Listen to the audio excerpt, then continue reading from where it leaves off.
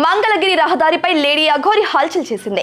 విజయవాడ వెళ్లే రహదారిపై మంగళగిరి వద్ద జనసేన పార్టీ కార్యాలయం దగ్గరలో హైవేపై బైఠాయించి తను పవన్ కళ్యాణ్ కలవాలని, ఆయనను కలిసిన తర్వాతనే ఇక్కడ నుండి వెళ్తానంటూ డిమాండ్ చేస్తూ రోడ్డుపై బైఠాయించింది. ఆలయ భూములు పరీక్షించాలని పవన్ కళ్యాణ్ కోరతానని చెప్పింది. పవన్ కళ్యాణ్ రావాలి అంటూ నినాదాలు చేసింది. అఘోరి నిరసనతో గుంటూరు విజయవాడ మార్గంలో కిలోమీటర్ల మేర వాహనాలు నిలిచిపోయాయి. ఈ క్రమంలో వీడియో తీస్తున్న ఓ రిపోర్టర్ పై కర్రతో దాడి చేసి అతడిని గాయపరిచింది.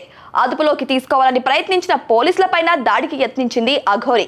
ఈ క్రమంలో అక్కడ ఉద్రిక్తత వాతావరణం చోటు చేసుకుంది. అఘోరి తీరుపై వాహనదారులు ఆగ్రహం వ్యక్తం చేస్తున్నారు. రోడ్డుపై బైఠాయించడం వల్ల ఎంతో మందికి ఇబ్బంది అవుతుందని మండిపడుతున్నారు.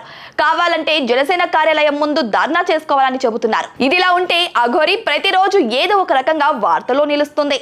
తన కారులో తెలుగు రాష్ట్రాల్లో పర్యటిస్తూ రచ్చరచ్చ చేస్తుంది. ఇటీవల ఏపీలోని ఓ ఆలయం వద్ద ఆత్మహత్యకు యత్నించింది. ఈ క్రమంలో పోలీసులు అడ్డుకున్నారు.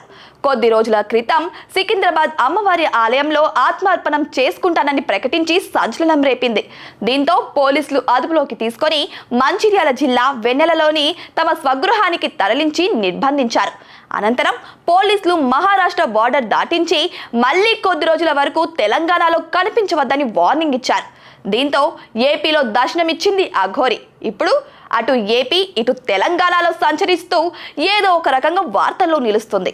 పోలీసులకు సైతం ఆమెను ఆపడం సవాలుగా మారిందని చెప్పచ్చు. ముట్టుకుంటే ఆత్మహత్య చేసుకుంటానని బెదిరింపులకు పాల్పడుతుంది. ఏమీ చేయలేకపోతున్నారు పోలీసులు.